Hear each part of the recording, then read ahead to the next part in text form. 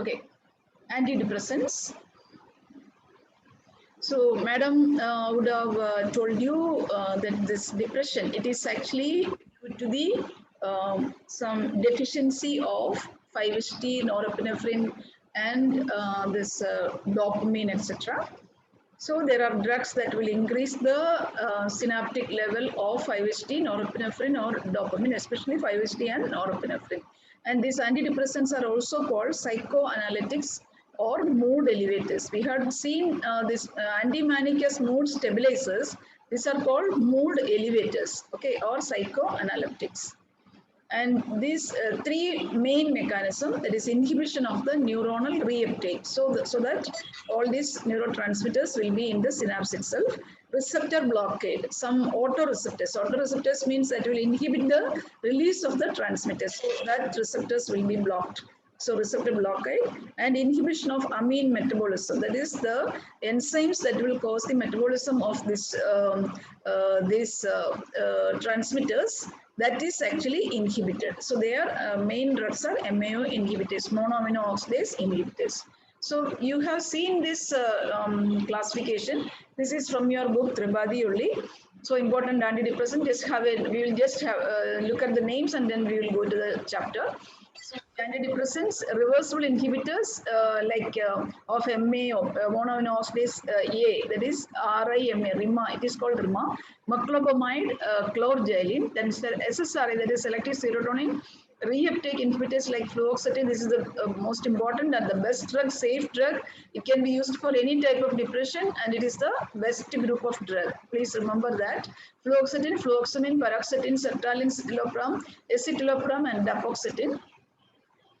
Then tricyclic antidepressants, madam had already covered that. Norepinephrine, 5-HT reuptake inhibitors like imipramine, amitriptyline, imipramine, doxepin, dothepin, and clomipramine. Predominantly norepinephrine or noradrenaline reuptake inhibitors like desipramine, nortriptyline, reboxetine. And the serotonin and noradrenaline both. That is, it is called SNRI. That is only serotonin and noradrenaline. There is venlafaxine, desvenlafaxine, and duloxetine, and atypical antidepressants like trazodone, mianserin, mirtazapine, bupropion, amoxapine, tianeptine, and amineptine. So the selective SSRI and TCS, madam had covered already. So we will be seeing atypical SNRI as well as monoamino oxidase inhibitor. These three chapters we will see. So first we will see the serotonin, noradrenaline reuptake inhibitors. That is venlafaxine, desvenlafaxine, and duloxetine. Okay. So again I will be repeating the names: selective serotonin reuptake inhibitors. Serotonin and norepinephrine reuptake, it is SNRI, duloxetine, venlafaxine, desvenlafaxine, and also one drug called milnacipran. And here, when you studied tricyclic antidepressants, you would have seen all those drugs, they are having anticholinergic, alpha block, and antihistaminic effect. But this SNRI, they have only this reuptake of inhibiting the reuptake of serotonin and norepinephrine. Such effect are not seen. Atypical antidepressants, again the names: trazodone, nefazodone, bupropion, mirtazapine, tianeptine, amineptine, then atomoxetine, and mianserin. Yes, mianserin. Yes. And monoamino oxidase, and just repeating the names, there is non-selective MAO A inhibitors are there, MAO B inhibitors like pranylcypromine, the selective monoamino oxidase A inhibitors like moclobamide and chlorgelin. This is the drug we will be seeing today. Now, so first drug, that is SNRI, that is venlafaxine.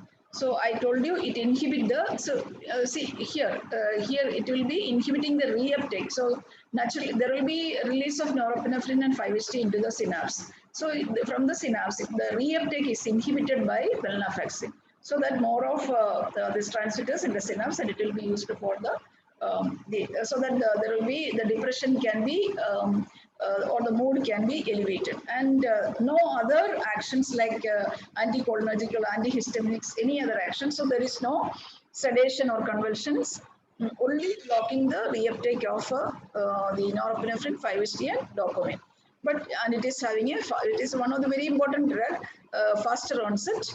And in the body, it is converted to a metabolite called desvelnafexin, and another drug is also available as desvelnafexin. Since it increases the level of this norepinephrine, there is a chance of raising the blood pressure. So it has to be avoided in hypertensive patients. I think you understood. So it inhibits the reuptake of norepinephrine and 5-HT. The uses, it is used in case of neuropathic pain of diabetes, post-traumatic stress disorders, eating disorders, then hot flushes and premenstrual dysphoric disorder. Hot flushes that is occurring in menopausal women. Then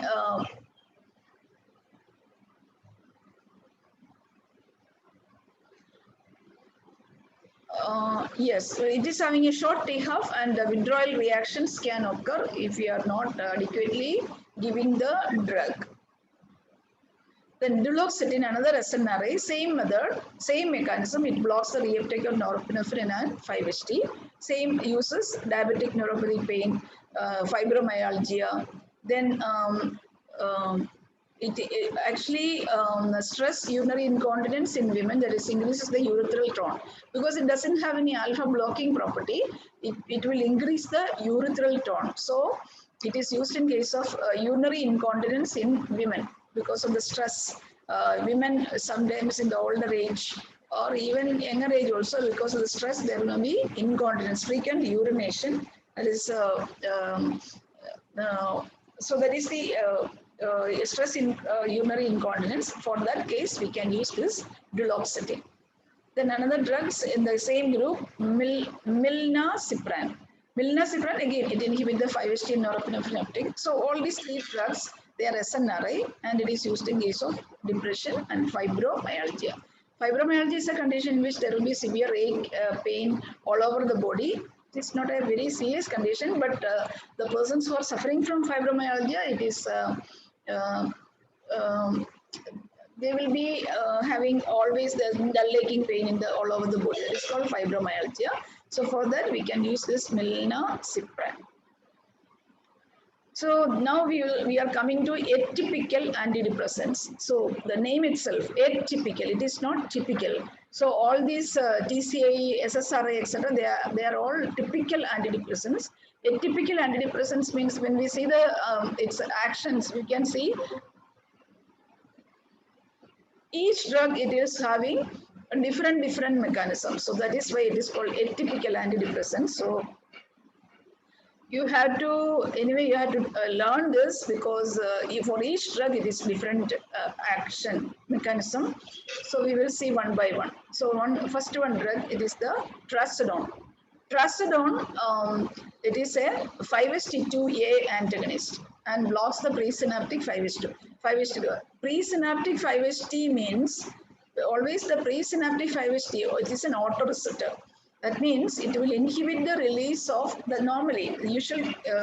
Its action is it inhibits the release of 5-HT. So that is blocked. So more of 5-HT in the synapse.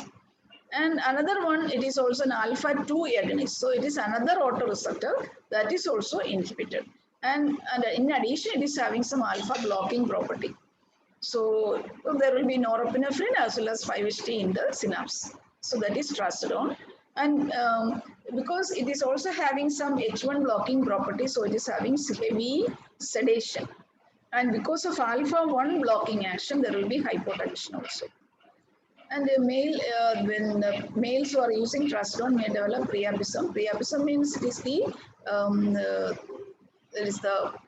the painful erection of penis. The erection of penis, it will be painful. So that is priapism. But it is safer than tricyclic antidepressants because it doesn't have any anticholinergic side effect. So that is trazodone. So it blocks the presynaptic 5-HT, that is 5-HT2A antagonist, alpha-2 antagonist, and also alpha-1 because of that hypotension. Okay, that is trazodone. So you have to just study this. Otherwise, there is no other way. When mianserin, another drug of atypical antidepressant. So So again, presynaptic alpha 2 block. So alpha 2, it is a autoreceptor. Alpha 2, it is blocked. So it is its action is to inhibit the neurotransmitter release that is blocked. So there will be increased norepinephrine, and also having H1 antihistaminic effect. So there will be sedation and some side effects like blood dyscrasias. It will be there. So it is actually blocking the autoreceptor. There is no reuptake mechanism. No norepinephrine or 5-HT reuptake, that is not affected, but it is blocking the alpha 2 autoreceptors. That is me answering. Okay. Please mute your microphone. Mute your microphone. And listen to the class, okay? Please don't converse with your family members. This is not the time for your discussion with the family members. This is the time for class. Those who are attending, please mute yourself and listen to the class, okay?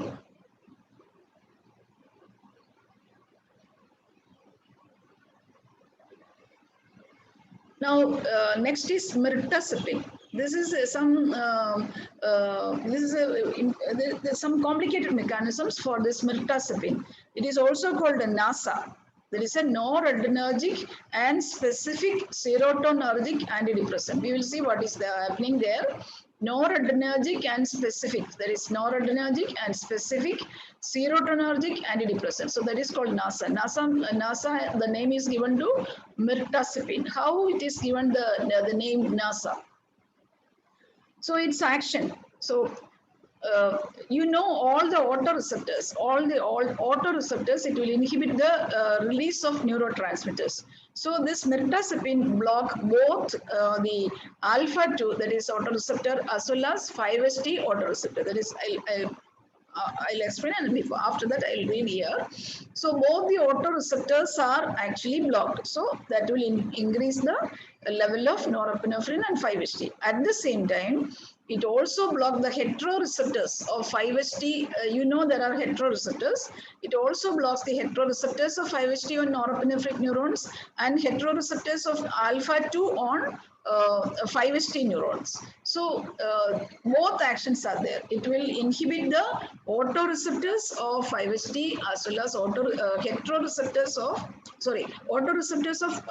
5-HT and norepinephrine, and autoreceptors of heteroreceptors of 5-HT and norepinephrine. Okay, I am repeating.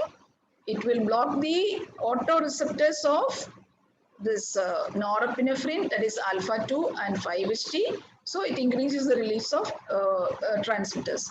In addition, it also inhibits the heteroreceptors of 5-HT on norepinephrine neurons and the heteroreceptors of this alpha 2 on 5-HT neurons. So both blocking is there. So because of that, it is having the name is given noradrenergic and specific serotonergic antidepressant, or it is called NASA. In addition, it is having an H1 antagonism. So you know that whenever there is H1 antagonism, this antihistamines, it is causing high sedation. So mirtazapine can cause high sedation, and there will be increased appetite and weight gain. And usually it is given for depression with insomnia because of the high sedation. So people are having lack of sleep. They can benefit from this drug mirtazapine because of the high sedation. I think you understood. NASA is given to mirtazapine. This is just a picture I just wanted to show you. That is the presynaptic neurons. See, these are the autoreceptors. 5-HT autoreceptor, then alpha 2 autoreceptor. The natural, its function is to inhibit the release of neurotransmitters into the synaptic cleft. And when these are blocked, there is increased release of neurotransmitters into the cleft. So that is the, just wanted to show you that, that's all. Then another drug, that is bupropion. Bupropion, what does it do? It is actually metabolized to amphetamine-like compound, and it increases the presynaptic release of dopamine and norepinephrine. So here, Here it will be presynaptic release of, it is not, the name is not bupropion, it's not here. Okay. Anyway, it will release the presynaptic release of dopamine and norepinephrine. It is converted to an amphetamine-like compound. And the side effects are very less. It is very effective and very safe drug, little side effect. And it is used in case, it is a slow release compound, bupropion, slow release compound. It is used for smoking cessation. And this nicotine patches, they are actually used for this to prevent stop smoking. And along with the nicotine patches, we can use this drug, bupropion. It is useful for stop smoking. So that is the bupropion. It increases the presynaptic release of norepinephrine and dopamine.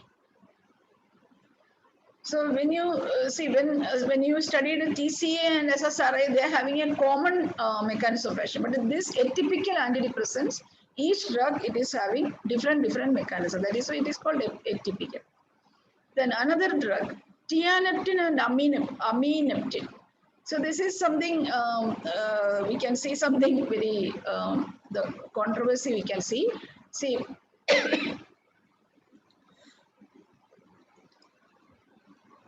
it reduces the 5-HT reuptake. So, it reduces 5-HT, that is increases the uptake of 5-HT. So in the synapse, there will be this 5-HT, it will be reduced. But so we actually need 5-HT, but it reduces 5-HT. It is something opposite action, but it is used in case of depression associated with anxiety. It is also used as, but it is not commonly used. So, but it is used as an antidepressant, but especially depression associated with anxiety. In anxiety, there is more of 5-HT and the norepinephrine. So such depression associated with anxiety, we can use this tianeptine. Not commonly used. Then a similar drug is actually amineptine. But amineptine, it blocks the reuptake of dopamine and norepinephrine also. It blocks the reuptake. So there will be dopamine and norepinephrine, but increases the uptake of 5-HT like tianeptine. So 5-HT won't be there, but norepinephrine and dopamine will be there more in the synapse. That is amineptine. And because of its pleasant psychostimulant effect, it is some addictive. So it is withdrawn in some countries like France, and it is having anticholinergic side effect also. So that is amineptine. So tianeptine and amineptine, it actually reduces the 5-HT concentration or increases the uptake. There is some opposite effect, but they are used in case of depression associated with anxiety. So that is tianeptine and amineptine. These are all easy to understand, but very difficult to remember. So please study. I don't know how you will study, but anyway, these are the actions. Now we will see monoamino oxidase inhibitors. Monoamino oxidase inhibitors, you know that there are in hypothalamus, there is norepinephrine and 5-HT, and this monoamino oxidase, this enzyme, monoamino oxidase, it actually causes the metabolism of this neurotransmitters, that is norepinephrine, 5-HT, etc. MAOA as well as monoamino oxidase A and B are there. And this monoamino oxidase A, it is causing mainly the metabolism of norepinephrine, 5-HT and dopamine, all these three. Whereas MAO-B, it is mainly for the metabolism of dopamine. But high doses, it may causes the metabolism of, I'm talking about the, I was talking about the MAO inhibitors.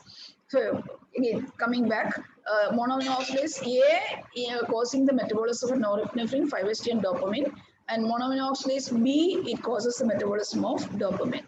So so we are talking about depression. We need norepinephrine, 5-HT mainly. So we need only the monoamino oxidase A inhibitors, monoamino oxidase A inhibitors, and we will see.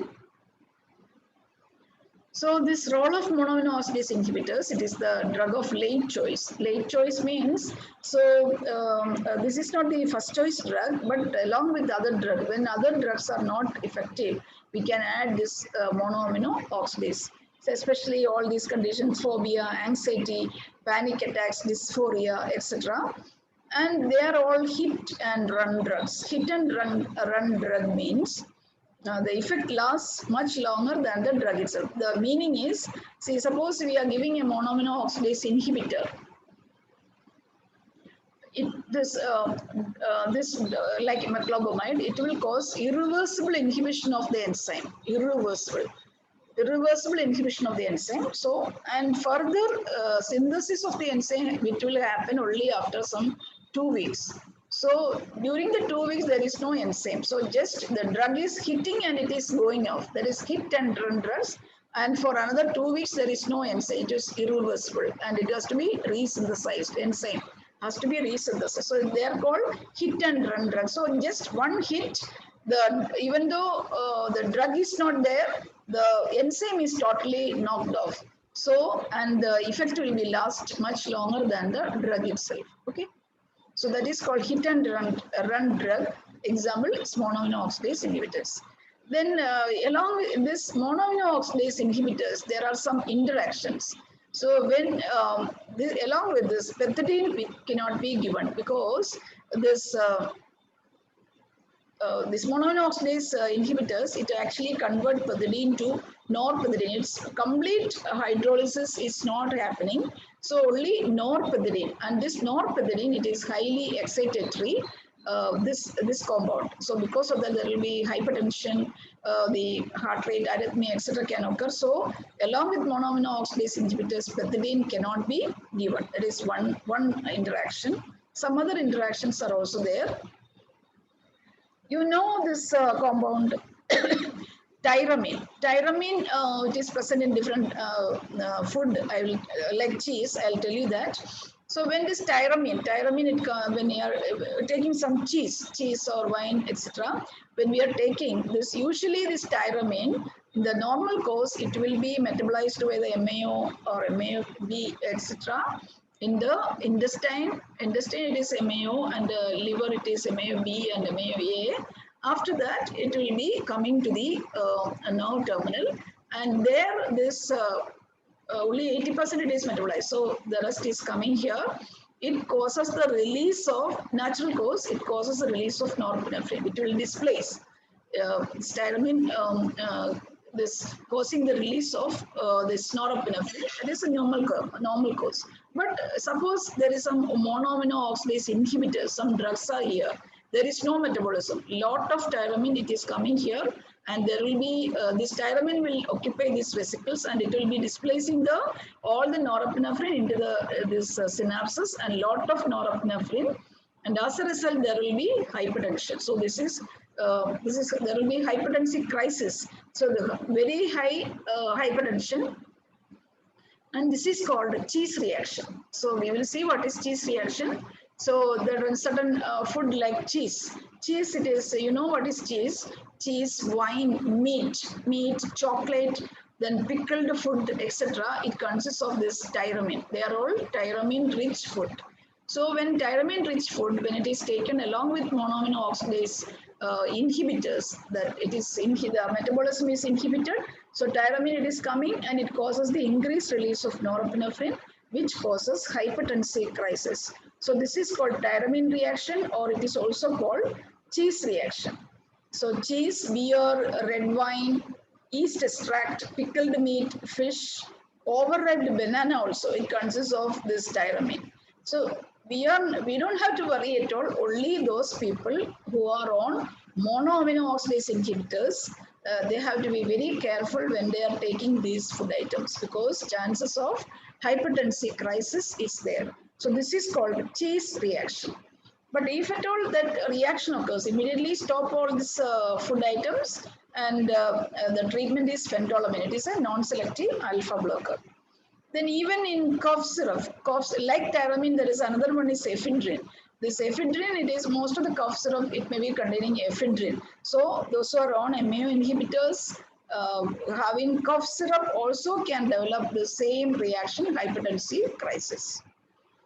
So I think you understood. Did you understand what is cheese reaction?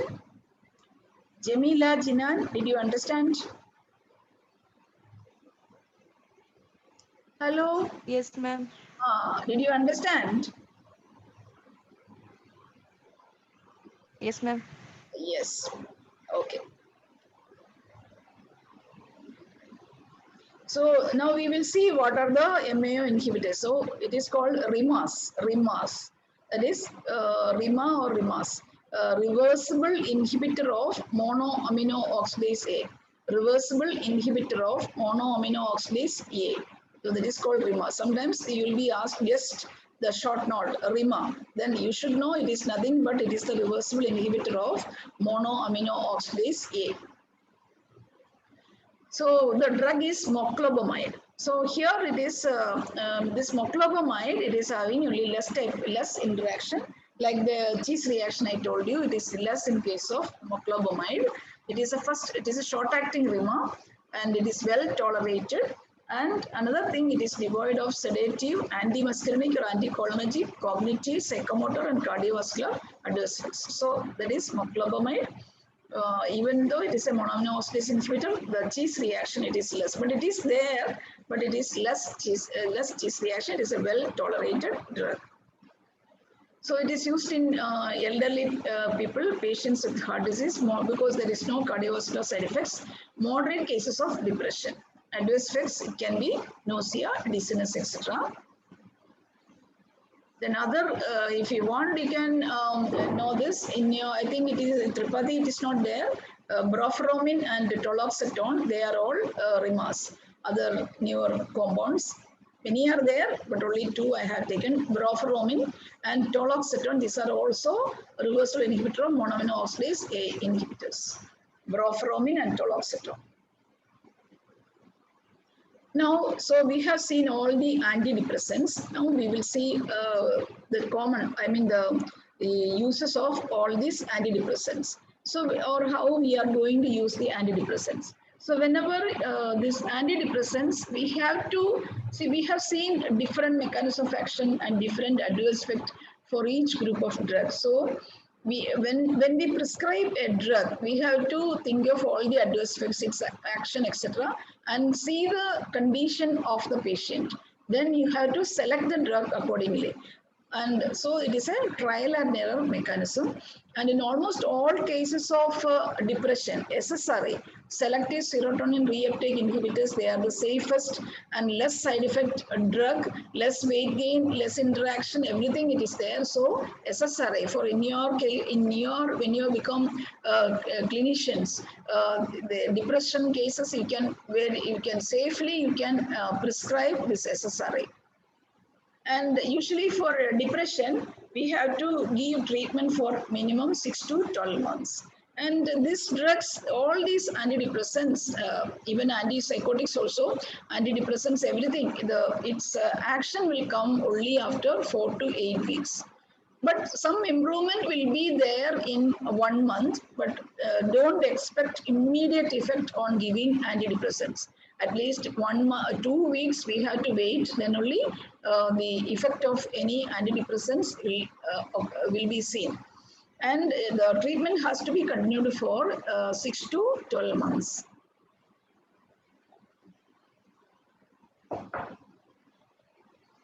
That is for endogenous depression. And endogenous depression, some depression, severe depression, this psychiatrist, they may give ECT. What is ECT? Yes, Noura Bashir. You can answer. Noura Bashir. Again left. Noura Bashir, are you there? Yes, ma'am. What is ECT? Any idea? ECT. ECT?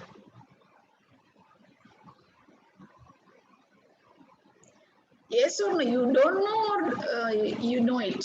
You can say whatever it is, whether you know or don't know. You can say, I don't know, madam, also. Please respond. Don't know, ma'am. Okay. So whenever I ask something, you have to respond. Then Nila BK, anyone? Okay, I'm asking Nila. Ma'am.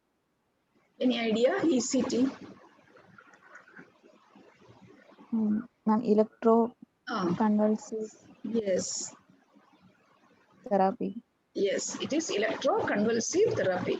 So you would have seen in, I think in Karuna you don't have seen, but in films or cinemas you would have seen electroconvulsive therapy in different films are there. So giving shock. So that is the electroconvulsive therapy. So ECT is one of the one technique that is used for this depression. Usually in the beginning stage we can give ECT if it is severe depression. And then because this whenever we give antidepressants, it will take some time to act. So in the beginning we can give ECT. So that is electroconvulsive therapy. And okay, we are talking about the uses of antidepressants. So endogenous depression, then OCD, obsessive compulsive disorder. You know what it is, obsessive compulsive disorder. Bulimia. What is bulimia? Bulimia means? Nura Yusuf, what is bulimia? Nura Yusuf. What is this bulimia? Bulimia nervosa. What is it?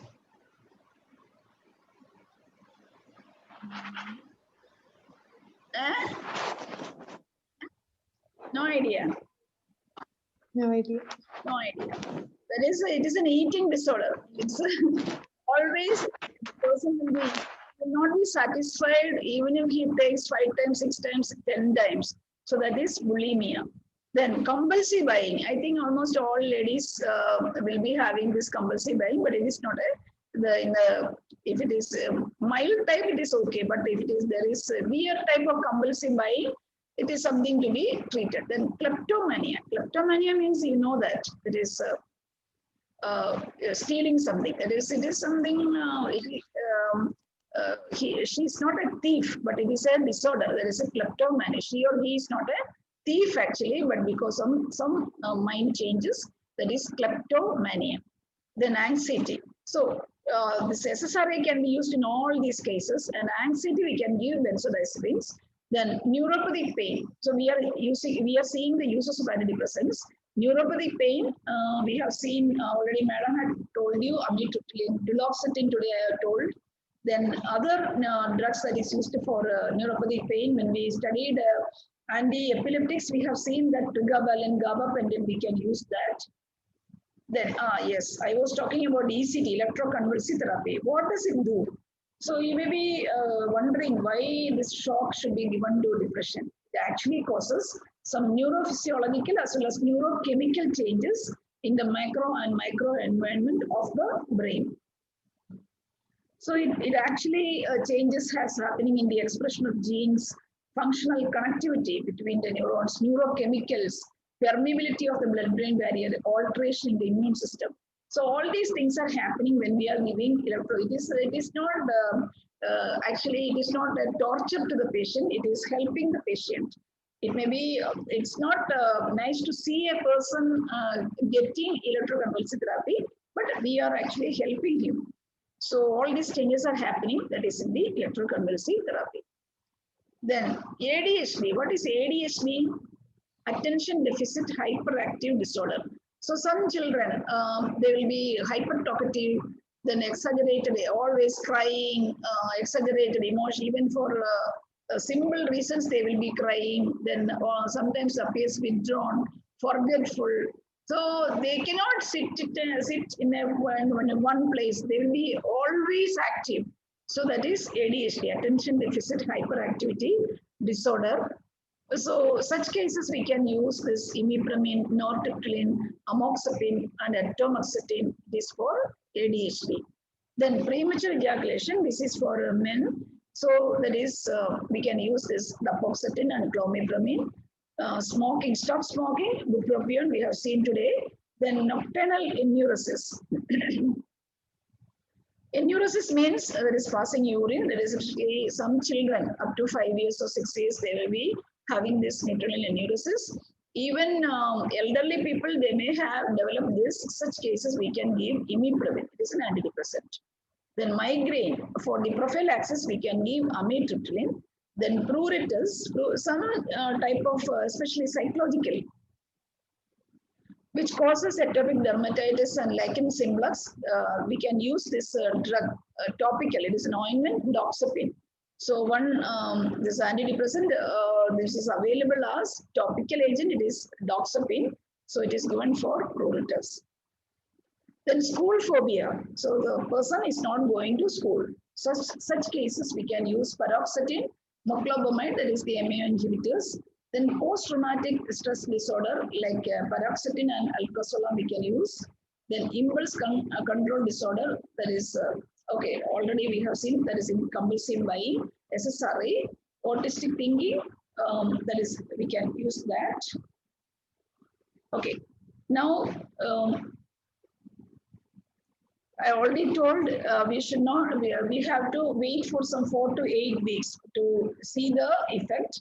And when, so we will be continuing for 6 to 12 months. So after that, we feel that the person is okay. So we can stop it, the drug, but don't stop it immediately.